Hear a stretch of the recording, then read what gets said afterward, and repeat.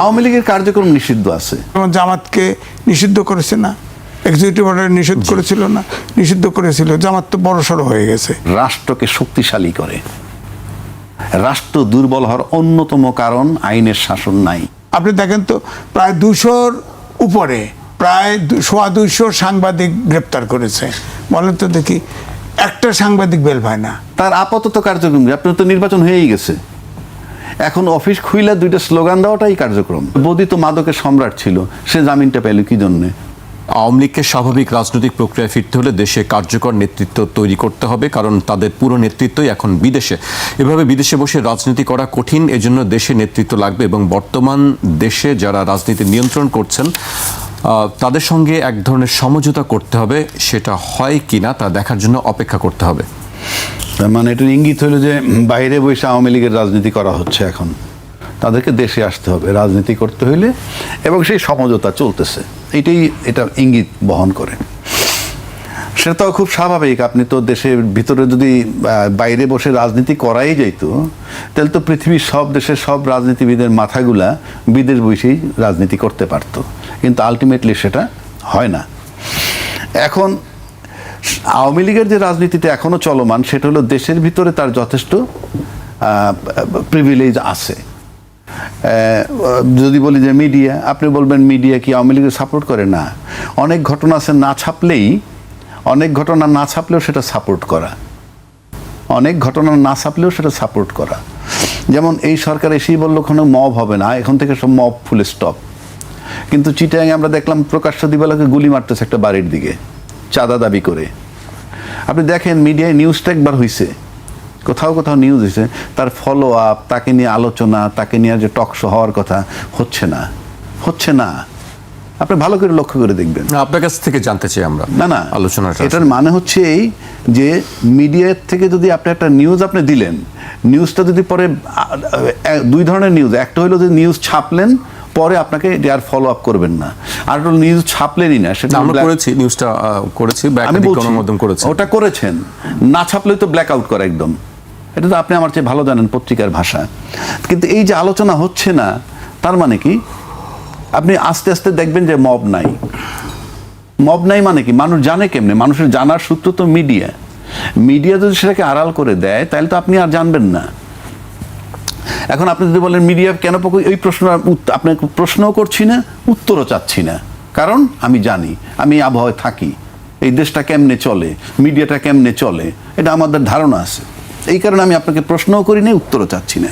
এইবার আসেন, আপনি নিষিদ্ধ করা আছে আওয়ামী লীগ। জানতে চাই আপনার কাছে, আপনি যে ধারণাটা পোষণ করেন সেই ধারণাটা আসলে আমাদের জন্য জানতে পারলে ভালো হতো। না ঠিক আছে, এটা আরেক সময় জানাবো। জি আচ্ছা, নিশ্চয়ই। আওয়ামী লীগের কার্যক্রম নিষিদ্ধ আছে। কে করছে এই কার্যক্রম নিষিদ্ধ? বিগত সরকার, মানে অন্তর্বর্তীকালীন সরকার। কিন্তু তার আপাতত কার্যক্রম, আপনার তো নির্বাচন হয়েই গেছে, এখন অফিস খুইলা দুইটা স্লোগান দেওয়াটাই কার্যক্রম। তো অফিস খুলতে সে কি এসে নির্বাচন বাতিল চাইবে? কেন চাইবে? তাদের যেটা দরকার সেটা যদি এই সরকার আসার পর পাইতে থাকে, সমস্যাটা কোথায়?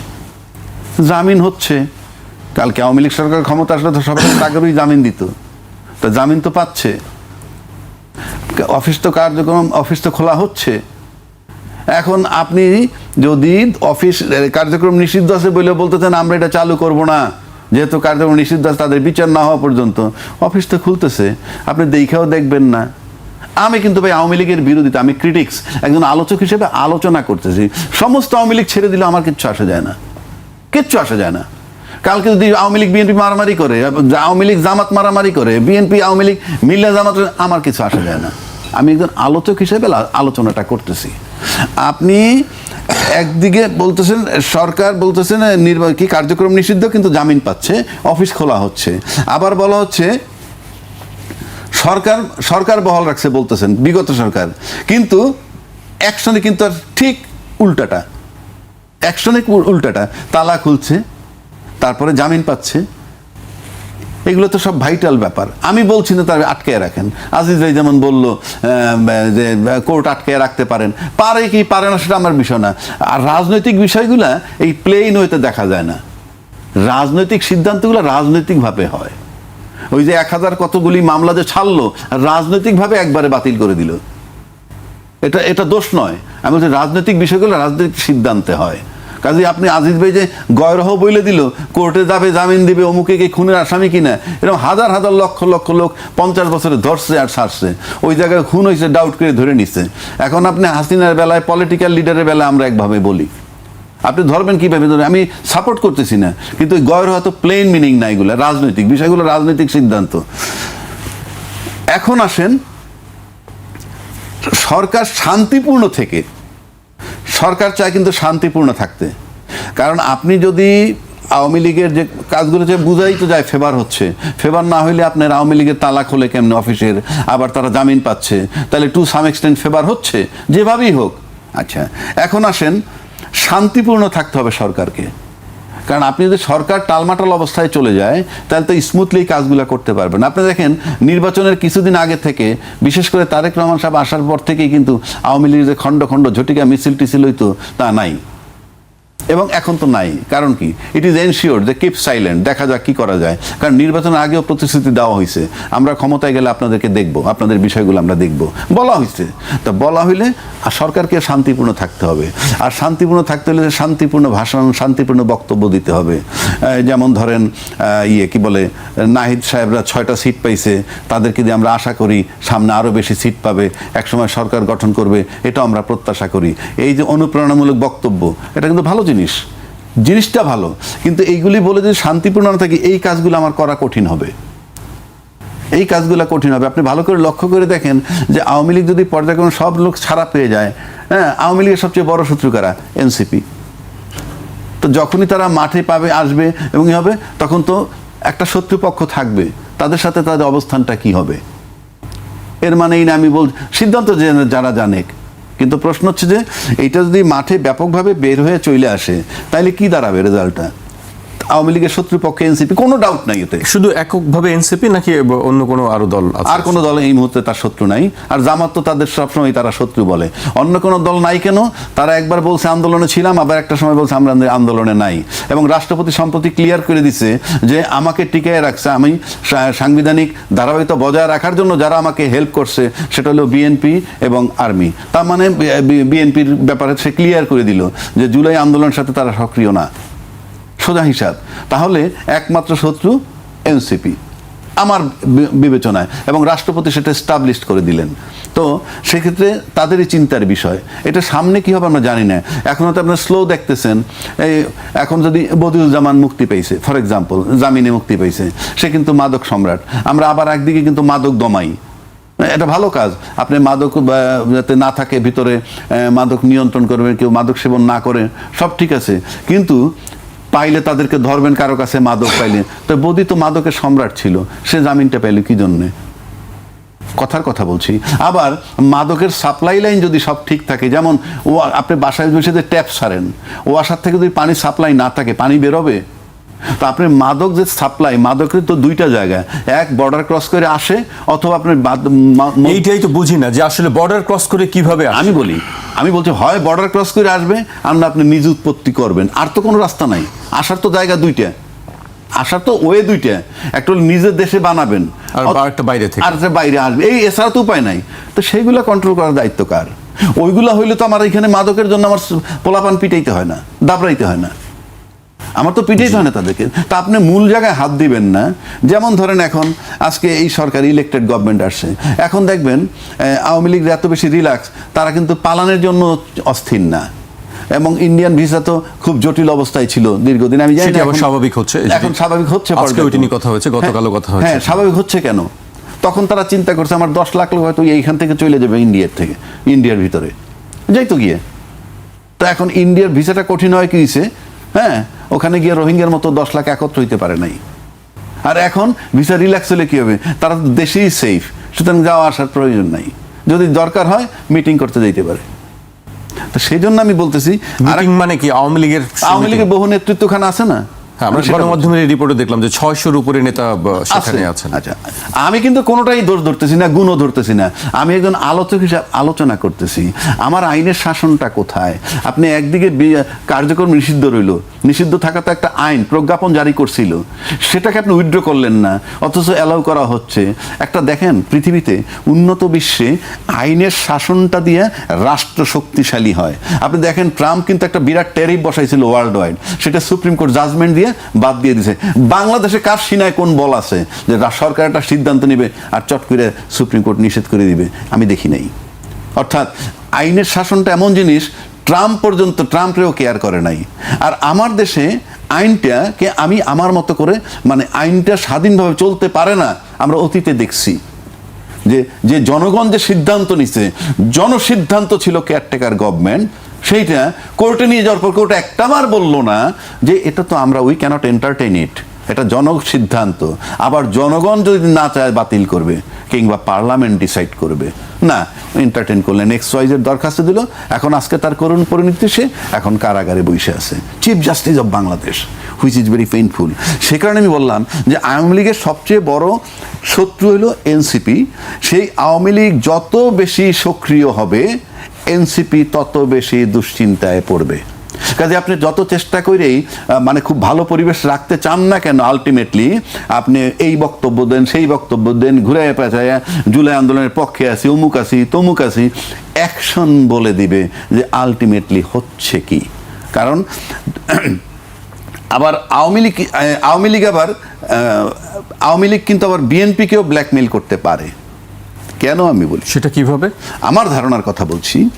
কারণ বিএনপি ক্ষমতায়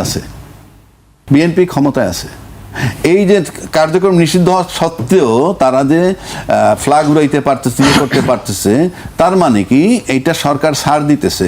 ছাড় না দিলে আলটিমেটলি যদি কখনো আন্দোলনের পর্যায়ে চলে আসে তারা, তখন কিন্তু তারা এদের বিরুদ্ধে আন্দোলন করবে। কি নিয়ে আন্দোলন করবে? আমাদেরকে নির্বাচন থেকে বাদ দেওয়া হয়েছে, আমরা নির্বাচন, মানে ইনক্লুসিভ নির্বাচন করা হয় নাই, যারা দোষী ছিল কিংবা যারাদের কাগজে পত্রের নাম ছিল তারা থাকুক বাদ, কিন্তু আমাদেরকে নির্বাচন করতে দেওয়া হয় নাই। 25%, 30% ভোটারকে মাইন্ড, এই ইস্যুগুলো আসবে। সুতরাং এই ইস্যুগুলোও যাতে না আসে, সুতরাং আওয়ামী লীগকে ছাড় দিতেই হবে ক্ষমতাসীন সরকারের, যদি সরকারে খুব সুন্দরভাবে সার্ভাইভ করতে হয়। এনসিপিকে ব্যালেন্স করতে হবে, আওয়ামী লীগকে ব্যালেন্স করতে হবে। এটা আভ্যন্তরীণ, এক্সটার্নালটা আমার দরকার নাই, আভ্যন্তরীণ এই জটিলতা। সুতরাং আমার কাছে মনে হয় সরকারকে খুব শান্ত মস্তিষ্কে, ধীরে সুস্থে সবার সাথে ব্যালেন্স করে পা বাড়াইতে হবে সামনের দিকে। জি, আমরা রাজ্জাকের বক্তব্য শুনছিলাম, তিনি বলছিলেন যে সরকারকে আসলে ব্যালেন্স করে চলতে হবে সামনের দিকে।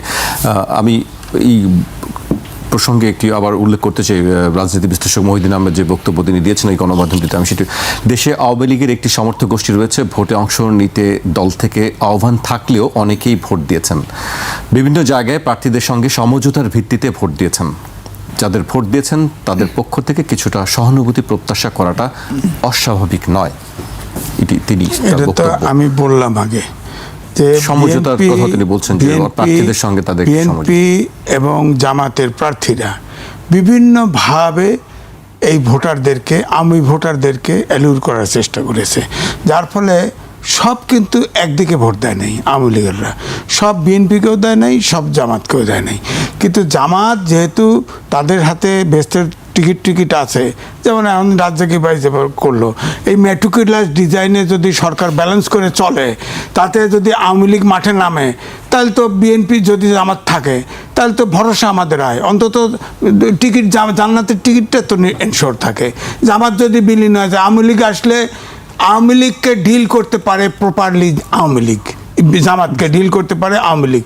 আওয়ামী লীগ যদি মাঠে চলে আসে, তাহলে তো জামাত দুর্বল হয়ে যাবে, আবার জামাত বিএনপির লুঙ্গির তলে যাবে, যা স্বাধীনতা বিরোধী শক্তি হয়ে যাবে। তো তখন যাইতে পারে, তো জামাত তো একা চলতে পারবে না, তাহলে তো আমার তো ক্ষতিগ্রস্ত হয়ে গেল, আমি তো জান্নাতের টিকিট থেকে বঞ্চিত হব। জামাত রাজনীতিতে থাকলে আমি আল্লাহ, খোদা, বেহেশতের টিকিট সব কিছু আমি পাইতে পারি, পাওয়ার সম্ভাবনা থাকে। এটা কি সম্ভব আজিজ ভাই? সেটা তো সম্ভব না, বলছে তো বরাবর, আমি এটা বলছি তো, বেহেশত দোজখ, বেহেশত বানাইছে আল্লাহ, বেহেশত দোজখ মেনটেন করে আল্লাহ, বিচার করবে আল্লাহ, বেহেশত দোজখ নির্ধারণ করবে আল্লাহ। জামাতের কথাও টিকিট, সে জান্নাতের টিকিট দেয় কেন? এইসব উগ্রতার কারণে কিন্তু ফাইনালি জামাত হেরে গেছে। আমি দেখেন তাদের যে তাফালিং শেষে টাকা পয়সা দেওয়া, জান্নাতের টিকিট র্যাম্পেন্ট ইয়ে করা, সূর্য মাথার কাছে তাক দেখলে থেমে যায়, এরকম সব বক্তৃতা দেওয়াতে মানুষ ভাবছে এই জামাতকে ভোট দিয়ে যদি যায় তাহলে আবার আফগানিস্তানে যা ভ্রমণ করে আসছে 11 দলের একজন, আবার আফগানিস্তানে 2 জন এসে ভিজিট করে গেছে বাংলাদেশে, একজন অফিসিয়ালি আর একজন আনঅফিসিয়ালি ভিজিট করে গেছে। তখন কিন্তু মানুষের ভিতরে একটা আতঙ্ক তৈরি হয়ে গেছে, যে কারণ আফগানিস্তানের সম্প্রতি আইনও হয়েছে। সামনের রাজনীতির মেরুকরণটা কিভাবে দেখছেন? রাজ্যকে একটু না, বিষয়টা হচ্ছে আমি যেটা বলছিলাম যে হ্যাঁ, বিএনপি আসলে যেটা সরলভাবে চিন্তা করতেছেন, আওয়ামী লীগ যদি মাঠে আসে এত সরল রাজনীতি থাকবে না, রাজনীতি অবশ্যই কমপ্লেক্স হবে। কারণ ধরেন আওয়ামী লীগ সক্রিয় হলো, কথার কথায় তাকে অ্যালাউ করলেন, সক্রিয় হলো, এখন ধরেন অফিস কিছু খুলছে, বেলও জামিন পাইছে, হয়তো এই জামিনের যেগুলো পাইছে এগুলোর ক্ষেত্রে আমার ডিফেন্স আছে, আমি যদিও লয়ার না, কারণ মেরিট নাই, কারণ যারে ঘরে তারে নিয়ে অন্তর্বর্তীকালীন সরকার জেলে ঢুকাই দিছে, জেলে ঢুকাইছে, আর কোনো হিয়ারিং নাই, কোনো বেলও নাই, কিছু নাই, পড়ে থাক। জেলখানা তো ভর্তি, জায়গা নাই। আপনি বলেন তো মোস্তাকের সময় জেলখানা ভর্তি ছিল, আর এবারে ভর্তি। অন্তর্বর্তীকালীন সরকার কয়েকজন লুটতরাজ করছে আর মানুষ ধরে ধরে জেলখানায় ঢুকাইছে। এখন তো দুদকের ভিতরে ইউনূস সহ অধিকাংশ উপদেষ্টার বিরুদ্ধে অভিযোগ পড়ছে, এগুলো বিচার করতে হবে না? এগুলো ফৌজদারি অপরাধ, টাকা লুট করছে, টাকা পাচার করছে। এই অভিযোগের কি হবে আসলে ভবিষ্যৎ? এটা বিচার হতে হবে। বিচার যদি না করে বিএনপি, আমরা বিরোধিতা করব, কারণ আইনের শাসন তো বলা হয়েছে, আইনের শাসন। আমার কথা হলো কোর্ট নিরপেক্ষভাবে ফাংশন করছে কিনা। ধরেন ডক্টর মোহাম্মদ ইউনূস, এটা অনেকেই জানে না, আমি জানছি, সর্বশেষ যিনি রাষ্ট্রপতি, যিনি তার সময় ট্রাম্প শেষ হয় তখন 3 মাস তিনি নিরাপত্তা পান এবং দায়মুক্তি পান এবং SSF নিরাপত্তা পান। ডক্টর মোহাম্মদ ইউনূস তল দিয়ে করে ফেলাইছে, 1 বছরের জন্য তার নিরাপত্তা নিয়েছে, SSF তার বিরুদ্ধে অভিযোগ পড়ছে। বিচার করবেন না আপনি? এই যে আদেশ দিয়ে যে করলো, এটা তো অবৈধ। প্রেসিডেন্ট অনেক আদেশ প্রেসিডেন্ট জানে না, প্রেসিডেন্ট ছাড়া আদেশ দিলেন আপনি কেমনে? আপনি তো সাংবিধানিক সরকার। 106 অনুচ্ছেদ অনুযায়ী রেফারেন্স নিয়ে 148 অনুচ্ছেদ অনুযায়ী ওত নিয়েছেন সংবিধান সম্মানিত রাখার জন্য। সংবিধানের বাইরে যাওয়ার আপনার এই সরকারের, অন্তর্বর্তীকালীন সরকারের কোনো ম্যান্ডেটই ছিল না, কোনো স্কোপই ছিল না, অথচ আদেশ ফাদেশ বহুত কিছু দিছে, রাষ্ট্রপতি জানে না। হ্যাঁ, হয়তো বলে যে এইটা গোপন কথা ফাঁস করলো কেন প্রেসিডেন্ট? আরে ভাই, আমি তো ভুক্ত, জনগণ হয়েছে, প্রেসিডেন্টের ঘরের ভিতরে কি তার PR সেকশন তিনজনকে উড্র করে নিয়ে গেছে। 18 বছরে একদিনের জন্যে আপনার ডক্টর মোহাম্মদ ইউনূস প্রেসিডেন্টের সাথে দেখা করে নেই, এটা সাংবিধানিক বাধ্যবাধকতা। ও চুক্তি করছে, গোপন চুক্তি, সেটা ইনফর্ম করবে না প্রেসিডেন্টকে, প্রেসিডেন্টের সাথে দেখা করবে না, করে নাই তো। সুতরাং এগুলোর তো বিচার হতে হবে, এগুলোর বিচার না হলেও একই প্রশ্ন উঠবে। আপনি ধরেন বিএনপি সরকার আওয়ামী লীগের সাথে খাতির করলো, আওয়ামী লীগকে স্পেস দিলে ধরেন একটা রাজনৈতিক শক্তি ডিফেন্সিভে পড়লো, কথার কথায় আপনাকে তো একসময় ডিফেন্সিভে ফেলে দিবে। যতই বলেন না কেন, আওয়ামী লীগের যারা পালায়া গেছে এখনো সমর্থক যদি ভোট দেন, আমাদের বাংলাদেশের মাটি হচ্ছে যাকে নির্যাতন করা হয়, নির্যাতিত, সে যৌক্তিক হোক আর অযৌক্তিক হোক, তার পক্ষে সিম্পেথি তৈরি হয়। ধরেন প্রধান বিচারপতি খায়রুল হক, আমি তো তার যে জাজমেন্ট, ওই যে তত্ত্বাবধায়ক সরকার বাতিল করছে, সে শর্ট জাজমেন্টে একটা দিছে, পূর্ণাঙ্গ জাজমেন্টে কত মাস পরে আর একটা দিছে। সে তো ক্রাইসিস তৈরি করছে, তার তো জেলখানায় থাকাই উচিত, বিচার হওয়া উচিত। সে তো দেশটারে আউলায় দিছে। সে রাষ্ট্রকে শক্তিশালী করে। রাষ্ট্র দুর্বল হওয়ার অন্যতম কারণ আইনের শাসন নাই। Very simple. যে যত কথা বলেন, বাংলাদেশে আইনের শাসনটা আপনি কোথায় দেখছেন? আইনের শাসন আছে, XYZ 2 পক্ষ লড়াই করতেছে। আপনি একই বাংলাদেশে কারো মৃত্যুদণ্ড হয়, আরেকজনের হয় নাই বিধায় আবার রিভিউ করে তার খালাস হয়ে যায়, সেম ফুটিংয়েই ছিল আসামি। কথার কথা বলছি, ওই নজিরটাই নাও তাকে মৃত্যুদণ্ড দিতে পারতো, কিংবা এর খালাস যদি এখন দেয় তাহলে পিছনে যে ইনজাস্টিস সেটাও প্রমাণিত হয়। এগুলো নিয়ে বিতর্ক করে লাভ নাই। এখন আসেন রাষ্ট্রপতির সাথে তো দেখা করে নাই। রাষ্ট্রপতি বৈশে বৈশে এতদিন কি করছেন? উনি 1.5 বছর বৈশা ছিলেন। ওনার কিন্তু সাংঘাতিক সিকিউরিটি ছিল। 1 আর্মি, 2 বিএনপি, সবচেয়ে বড় দল। রাজনৈতিক শেল্টার কিন্তু একটা মারাত্মক ব্যাপার। আজকে ইউনূস সাহেব টিকতে পারেন নাই, ফাইনালি কিন্তু রাজনৈতিক শেল্টারের অভাবে। কথার কথা বলছি, আমি বলি না উনি টিকতো 10 বছর থাকুক, নো, উনি নির্বাচন দিয়ে যাবেন, ডেন তারিখ খন উনি দিছেন। কিন্তু যদি রাজনৈতিক শক্তি তাকে টিকায় রাখতো খুব ভালোভাবে, বিএনপির মতো দল যদি তাকে সাপোর্ট করতো, তাহলে ওই 1.5 বছর সে খুব কমফোর্টেবলি অনেক বিচার আচার করতে পারতো, যেটা অনেক কিছু আমরা দেখছি করতে পারতো। 1, 2 হচ্ছে আপনি আসেন, ইউনূস সরকার আসার পর আপনি দেখছেন কি পরিমাণ দাবি দেওয়া নিয়ে আসছিল নানান জনে। এখন তো ইলেক্টেড গভর্নমেন্ট, কোনো দাবি দেওয়া নিয়ে আসতেছে? এখন তো মাত্রই তারা ক্ষমতা, তো ওগুলোর ধার তো টাইম নেই তাদের। ইউনূস সাহেব তো মাত্র নিছিল, তারপরে রমজান চলছে, হ্যাঁ বলতে পারেন রমজান, দেখি রমজানের পরে কি আন্দোলন আসে। তাহলে আপনি দাবি দেওয়ার তো আসলে আমাদের শেষ নাই। সেটা আমি বলছি না, আপনি তার মতো লোকের কাছে এত দাবি দেওয়া, 200-250 দাবি দেওয়া নিলেন 1.5 বছরে। আমি দেখবো সামনে কতগুলো দাবি দেওয়া আসে, এখন তো একটাও আসে নাই। আর রাষ্ট্রপতির সাথে যদি দেখো, রাষ্ট্রপতি যে শেল্টারটাই ছিল, সে বলছে তারে বিদেশ যেতে বাড়িত করছে। কে বাড়িত করছে? গেলে কি হইতো তার? কি না তো কল্পনা করে না, গেলে কি হইতো তার? শেল্টার সেনাবাহিনী, তার শেল্টার সবচেয়ে বড় রাজনৈতিক দল যে এখন ক্ষমতায়। কাজে এগুলো অবান্তর কথা। আর রিপোর্ট করে নাই প্রধান, এই যে সে তো অন্তর্বর্তীকালীন সরকার, সে কি সংবিধান মোতাবেক প্রধানমন্ত্রী ছিল যে সংবিধান তাকে ধাক্কায় নিয়ে দেবে রাষ্ট্রপতির কাছে? ওইটা সংবিধানে বলা আছে প্রধানমন্ত্রী কি করবেন। ইউনূস সাহেবের বেলায় বলা আছে, উনি তো অন্তর্বর্তীকালীন সরকার। আমি ডিফেন্স দিচ্ছি না, আমি আর্গুমেন্ট করতেছি, কারণ মানুষকে আমরা ভুল বুঝাতে চাই না। উনি ছিলেন অন্তর্বর্তীকালীন সরকার, ওনার সিদ্ধান্ত উনি চলছেন। ওনার সিদ্ধান্ত উনি ফেব্রুয়ারি 2026 নির্বাচন দিচ্ছেন, কেউ দ্বিমত করতে পারে নাই বাংলাদেশের। উনি বলছেন 3 মাসের মধ্যে নির্বাচন দেওয়া দরকার ছিল, সংবিধান। আমি একমত, পারছে কেউ নিতে? পারে তো নাই। তার মানে কি আমি যেটা বলছি এটাই সংবিধান, এবং সে চালাই গেছে। তো আপনি যেহেতু আপনি তো রাজনৈতিক শক্তি কাজ করে কিভাবে? আন্দোলন। শেখ হাসিনার বিরুদ্ধে আন্দোলন হয়েছে না, আইন মোতাবেকই ছিল। তার বিরুদ্ধে আন্দোলন ঠেকাইতে পারে নাই, ডেড বডির পর ডেড বডি হচ্ছে, ফাইনালি তাকে যেতে হচ্ছে। তা আপনি ইউনূস সরকার যে 2026 ফেব্রুয়ারিতে নির্বাচন দিল, যে সংবিধানের কথা বলা ওই সংবিধান মোতাবেক না, কেন আদায় করতে পারেন নাই রাজনীতিবিদরা? কারণ কাচুমাচু খাচ্ছিল, একটা নির্বাচন চাই। কারণ মেজর হাফিজ সাহেব ক্লিয়ার করে দিছেন যে আমরা গণভোট মেনে নিছি, তা না হলে নির্বাচন হইতো না। তার মানে শুধু স্বপ্ন হয়েছিল নির্বাচন নেয়ার জন্যে। পুরা ইউনূস সাহেব যদি তার অবৈধ, পুরো অবৈধ বিষয়টা মেনে নিচ্ছে, আমার একটা নির্বাচন দিয়ে তুমি চলে যাও। একটা অবৈধ সরকার নির্বাচন দিয়ে গেছে, নির্বাচনটা বৈধ হয়ে গেছে, মানে তার সমস্ত কর্মকাণ্ড অবৈধ।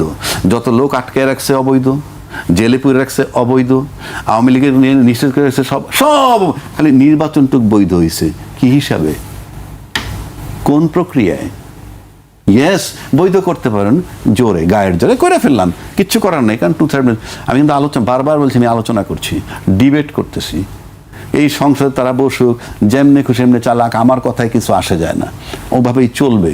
কিন্তু আমি আমার ডিবেটটা করে যাচ্ছি। রাষ্ট্রপতির সাথে সে দেখা করবে কেন, কি কারণে? সে তো ওই সংবিধান মোতাবেক না। 2, রাষ্ট্রপতি তার অতিবাদ দিল কেন? এত যখন উনি বলছে সংবিধানের জন্য আমি মরিয়া, আমি জীবন দিতেও প্রস্তুত, ওই ইন্টারভিউতে বলছে, কালের কন্ট্রি, আমি জীবন দিতেও প্রস্তুত ছিলাম। তো সংবিধান রক্ষা করার জন্য আপনি এত মরিয়া, তাহলে ওত দিলেন কেন? তাকে ওত দিলেন কেন? আচ্ছা দিলেন ওত, ভাই মাইনে নিলাম। 3 মাস পরে নির্বাচন দেওয়ার কথা, 3 মাসের মধ্যে কোনো কিছুই জানতে চাইলেন না যে আপনি তো সংবিধান মোতাবেক প্রধানমন্ত্রী, সরকার, আপনি নির্বাচনটা দিচ্ছেন না কেন? একটা বিবৃতিও তো দেন নাই। আপনার শেল্টার তো ছিল, একদিকে আর্মি আর একদিকে সবচেয়ে বড় ক্ষমতাসীন দল, আপনি নিজে বলছেন, আপনি এই বিবৃতিটা দেন নাই কেন? সুতরাং আপনার সাথে সে সাক্ষাৎ করবে কেন? 3 নম্বর যদি আপনি আসেন, যে আপনি সংবিধান রাখার জন্য একেবারে মরিয়া, জীবন দেওয়ার জন্য প্রস্তুত।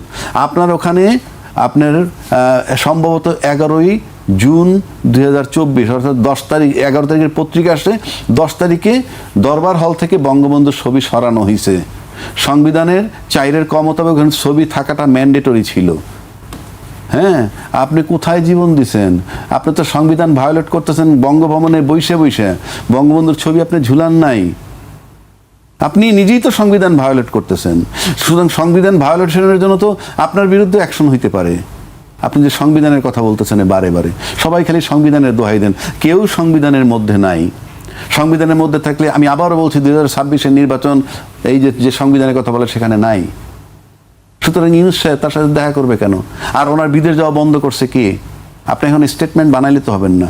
উনি যদি এইটা ভাইবে যদি যাইয়ে থাকেন যে আমি বঙ্গবন্ধু একবার বের হয়ে গেলে আর বসতে না পারি, সেটাও তো হইতে পারে। সুতরাং আপনি এগুলা বলে তো লাভ নাই।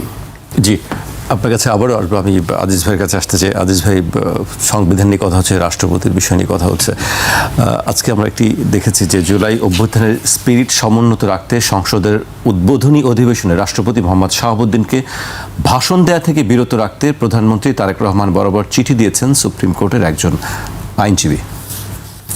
তারেক রহমান বরাবরে? জি, তারেক রহমানের কাছে কেন চিঠি দিবে? যাতে রাষ্ট্রপতি ভাষণ দিতে না সে পারেন। তো কোর্টে যাবে, রাষ্ট্রপতি কি করবে সেটি আপনি আসলে প্রধানমন্ত্রী এটি কি করবে? তার এই চিঠি দেওয়ার বিষয়টি এটা সে ভাইরাল হওয়ার জন্য এটা করছে, তাতে আপনারা নিউজ করেন। এটা করছে তো কি ব্যারিস্টার সারোয়ার কবির, তাই না? সে তো ভাইরাল হওয়ার জন্য করছে এটা নিশ্চয়। সারোয়ার কবির না, কে করছে? অন্য কেউ করছে। হ্যাঁ, তাই তো। শাহরিয়ার কবির শাহরিয়ার কবির, হ্যাঁ, সে ভাইরাল হওয়ার জন্য, সে নিউজ হওয়ার জন্য করছে। তাহলে সে কোর্টে যায় বলতো, আইন মতো করতো।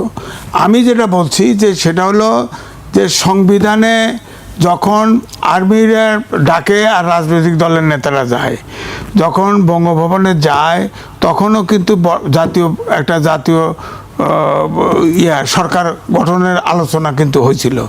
তখন কিন্তু ফখরুল ইসলাম আলমগীর বলছিল 3 মাস পরে তো অন্তর্বর্তীকালীন সরকার নির্বাচন হবে, তখনই হবে, এটা জাতীয় সরকার দিয়ে কী হবে। কিন্তু আলোচনায় আছে পুরাটা যে জাতীয় সরকার প্রস্তাব আসছিল, বিএনপি রাজি হয় নাই। আসলে তা না, ব্যাপারটা এইরকম। অর্থাৎ সংবিধানে আছে যে 3 মাস পরে নির্বাচন কমিশন যদি কোনো দৈবিক দুর্বিপাকে পড়ে তাহলে আর 3 মাস। তো এটা সরকার প্রধান ইউনূস 106 অনুচ্ছেদের রেফারেন্স নিয়ে নিচে সংবিধান, তার বিচার হবে। সে সংবিধান ভায়োলেট করলো কেন? আর যদি রাষ্ট্রপতি ভবনে, এটা আমার জানা নাই, এটা আমি জানি উপদেষ্টা রেজওয়ানা গেছিল বিদেশে, যা বঙ্গবন্ধুর ছবি দেখছে, ওটা তো সংবিধানে আছে, তার ছবি টানতে হয়, সাথে সাথে টেলিফোন করে সারা বিশ্বের থেকে ছবি নামায় দিছে, বিচার হবে তার। আর যদি শাহাবুদ্দিন নামায় থাকে তারও বিচার হবে, কারণ এটা সংবিধান ভায়োলেশন। আর সরকার প্রধান ডক্টর মোহাম্মদ ইউনূস, তাকে অবশ্যই যে গোপন চুক্তি ফুক্তি যা কিছু করছে এটা সাংবিধানিক ব্যবস্থা, যেহেতু সংবিধান হিসেবে সংবিধান অনুযায়ী ওত নিয়েছে, রাষ্ট্রপতির কাছে অবশ্যই যতক্ষণ রাষ্ট্রপতি আছে ততক্ষণ তার কাছে রিপোর্ট করা উচিত ছিল। সে করে নাই, সে সংবিধান ভায়োলেট করছে, তার বিচার হবে, বিচার হবে, এ সরকার করতে হবে তাকে। হ্যাঁ, এখন ধরেন রাষ্ট্রপতি এখনও আছে, আপনি রাষ্ট্রপতি যে এই যে প্রধান মন্ত্রীকে আপনার চিঠি দিল, হ্যাঁ, এটা তো প্রধানমন্ত্রীকে কোর্ট থেকে স্টে নিক। প্রধানমন্ত্রী কেন করবে? প্রধানমন্ত্রী তো বলছে যে তারা, বিএনপি বরাবরই বলছে যে তারা সাংবিধানিক কোনো শূন্যতার পক্ষে নয়, যার ফলে বিএনপি আপনার যখন আন্দোলন হয় বিএনপি বলছে সমর্থন আছে। 3 বাহিনীর চিফ তো ওই ফাঁকে ক্ষমতা লইতে পারতো, লয় নাই তো।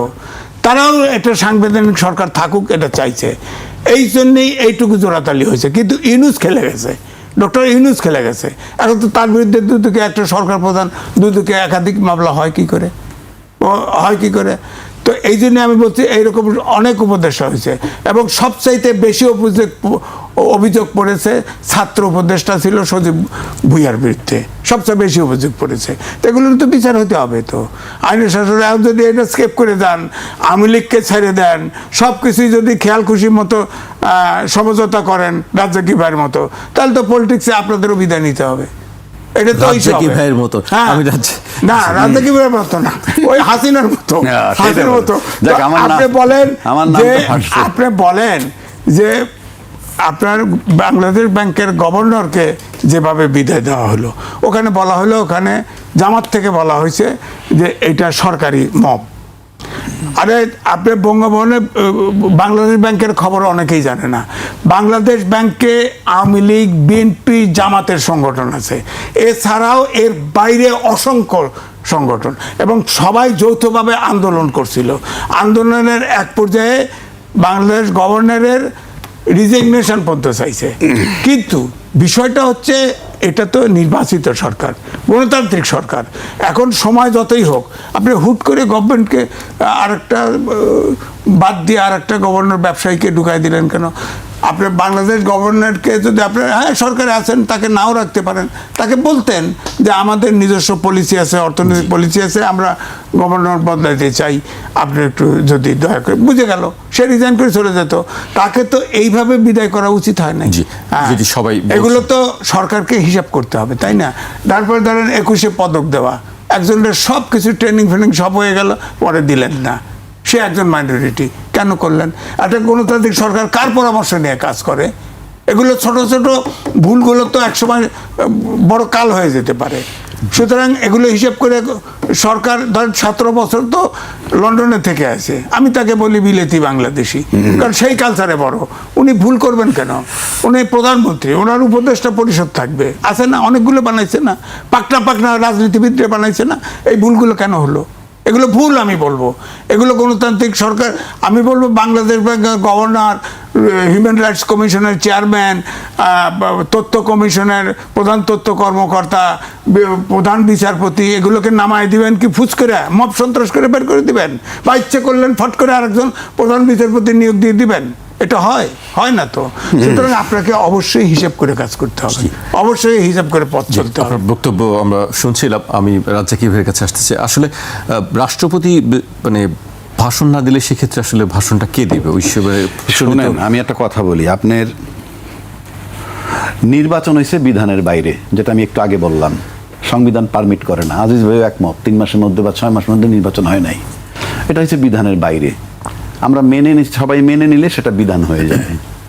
তারপর আসেন, সেই নির্বাচনে সরকারও হয়েছে, যেই নির্বাচনটা বিধানের বাইরে হয়েছে সেই নির্বাচনটা সরকার হয়েছে, সেই সরকার কিন্তু এখন বর্তমান কার্যক্রম চালাচ্ছে।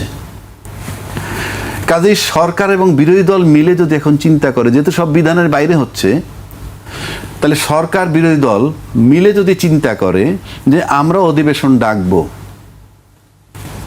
আমরা একজন স্পিকার এখনই মনোনয়ন দিয়ে দিলাম, স্পিকারই কিন্তু প্রেসিডেন্টের অনুপস্থিতিতে নাই, সেটা বলছি না, আমরা যদি তাকে এড়ায়ে যেতে চাই, তাহলে আমরা স্পিকার নিয়োগ দিয়ে দিতে পারি, স্পিকারই ভারপ্রাপ্ত রাষ্ট্রপতি হইতে পারে। এখন আপনি বলতে পারেন যে এটা একটা স্পিরিট বলতে পারেন। এই যে আপনি শাহরিয়ার কবিরের কথা বললেন, সে যে চিঠিটা লিখছে, এটা আমি ব্যক্তিগতভাবে কিছুটা সমর্থন করি। কেন? আপনার তো জুলাইটা ধারণ করতে হবে। অলরেডি সরকারও জুলাইয়ের পক্ষে আছে বলে বলতেছে, অ্যাটলিস্ট মুখে বলতেছে এই মুহূর্ত পর্যন্ত যা দেখি আমরা।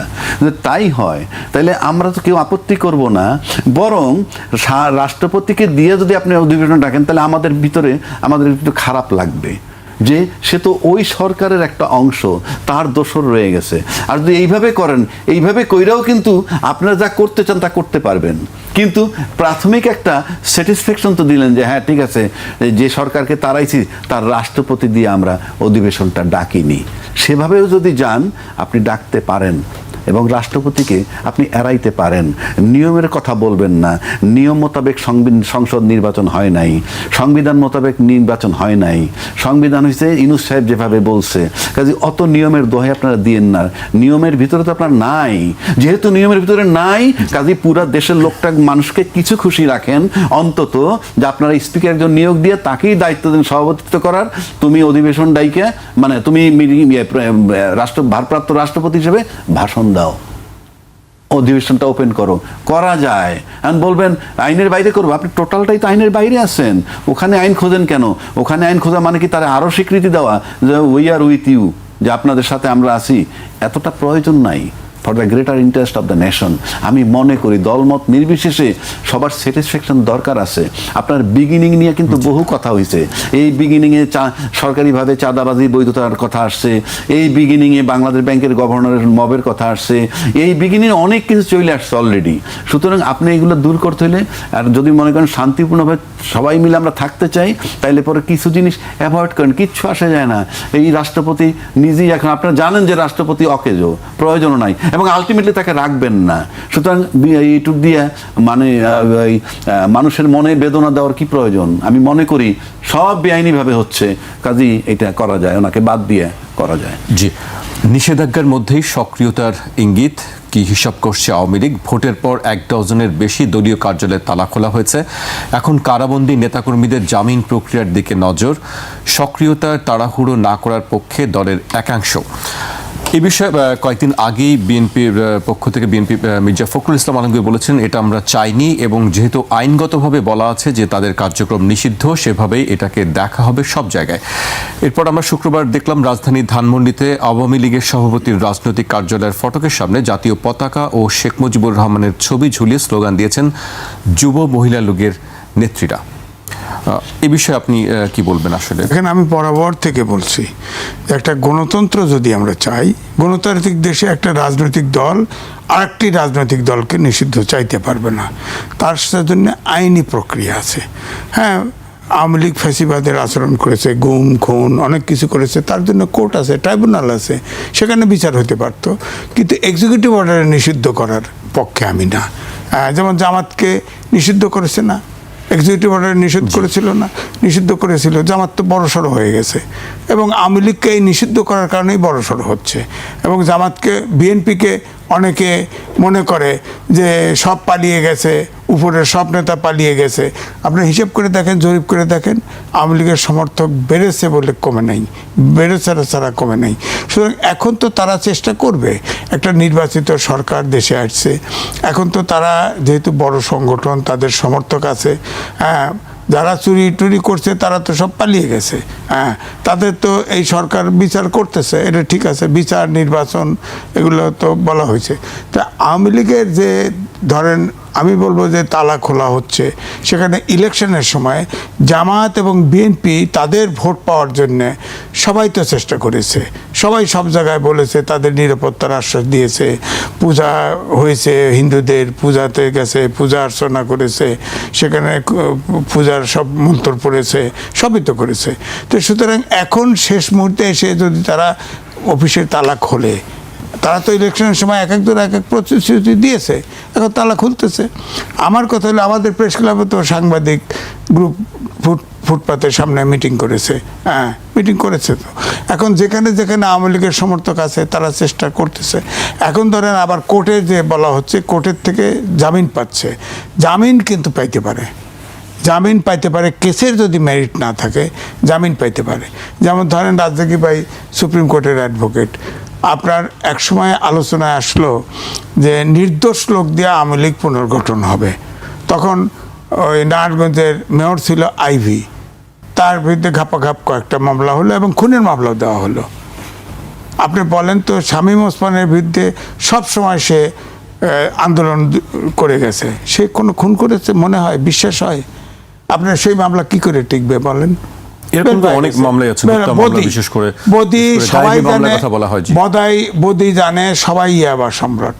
এমনকি আওয়ামী লীগও তাকে অন করে নাই, আওয়ামী লীগও তার পরিবর্তে তার ওয়াইফকে নমিনেশন দিছে। হ্যাঁ, সেই বদিকে আপনি তো ইয়াবা সম্রাট হিসেবে কেস করতে পারতেন, বা করলেও তাকে আটকায় রাখতে পারতেন, আর তাকে খুনের মামলা দিলেন কেন? তো সুতরাং এগুলো তো যাবেই সুনির্দিষ্ট অভিযোগের ভিত্তিতে মামলা। আমার কথা হলো, কোর্টের ব্যাপারে যদি সুনির্দিষ্ট অভিযোগ না থাকে, নন ভেলেবল পয়েন্ট না থাকে, তাহলে তো কোর্ট ছেড়ে দেবেই বাধ্য। আইনের শাসন চাই, সুশাসন চাই। একজন বেল পাইলে কান্না করবো কিভাবে যদি আইনের কেসের মেরিট না থাকে? আমি এই দুজনের খবর জানি, আরও যারাগুলো বেল পাচ্ছে, এবং এই সরকারেরও তো সালাউদ্দিন সাহেবও বলছে না, অনেক কেসের মেরিট নাই, উড্ড করতেছে, 10-12 মামলা অভিযোগ উড্ড করতেছে, মামলাগুলো যাচাই বাছাই করা হচ্ছে। এটা তো কারণ এই সরকার যাকে ধরে ঢোকে আর বেরোয় না। আপনি দেখেন তো, প্রায় 200 উপরে প্রায় 200 সাংবাদিক গ্রেপ্তার করেছে। বলেন তো দেখি, একটা সাংবাদিক বেল পায় না, একটা সাংবাদিক শুধু পান্না বেল পাইছে, আর সব ঢোকে, কেউ বেরোয় নেই। আবার সাংবাদিকদের ভিতরে কেউ ফৌজদারি অপরাধের ঊর্ধ্বে না, তারা দোষ করলে হিয়ারিংয়ে যাক, বিচার করেন, জেল দেন, ফাঁসি দেন, সমস্যা নাই ফৌজদারি অপরাধ যদি করে থাকে। কিন্তু আপনি এই যে আনিস আলমগীর সর্বশেষ গ্রেপ্তার হয়েছে, তাকে কেস ছাড়া গ্রেপ্তার করছেন, সে টকশোতে কথা সহ্য হয় নাই, গ্রেপ্তার করছেন, এই তো কথা। তো আমার কথা হচ্ছে যে ফৌজদারি অপরাধের বাইরে এই যে জেলখানায় ঢুকায় রাখছেন সাংবাদিক, ফেসিবাদের দোষর করে পেশ করে মেম্বারশিপ খাইয়ে দিয়েছেন, এগুলো থাকবে, আইনে টিকবে? আপনি এখন বেল দিলেই করবেন যে এই আওয়ামী লীগের সব সমর্থক ছেড়ে দিচ্ছে।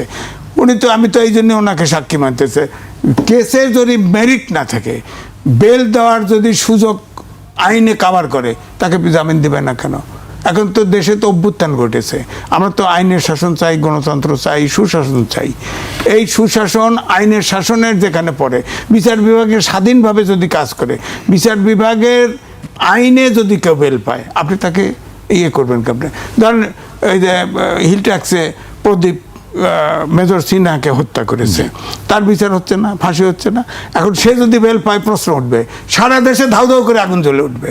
তাকে কেমনে বেল দিবে, জামিন দিবে? তার কেমনে জামিন মৌকুব করবে? এটা চাক্ষুষ ভিডিও দেখা হয়েছে, সাক্ষ্য দেখা হয়েছে, সব কিছু হয়েছে, এটা মেরিট আছে, তাকে বেল দিবে কেমনে? ধরেন এটাও একটা, যেহেতু বেল কয়েকজন পাইছে, এর নামও আসছে আলোচনায়, কেন আসবে? সব তার তো আপনার চাক্ষুষ মেরিন ড্রাইভে গুলি করে মেরে ফেলছে মেজর, এবং ওই তাকে যদি ছেড়ে দেওয়া হয় বা বেল দেওয়া হয়, এটা তো অনেক জায়গাও নড়ে উঠবে, অনেক জায়গা নড়ে উঠবে সমাজের। এটা সে প্রদীপ পাইতে পারে না। এটা আমি বিচারকও না, আমি উকিলও না, আমিও বুঝি তাকে ছেড়ে দেওয়ার কোনো সুযোগ কোর্টে নাই। এরকম যদি ঘটনা ঘটে যে দিব্যি অপরাধ করছে, তাকে বেল দিছে, তখন প্রশ্ন।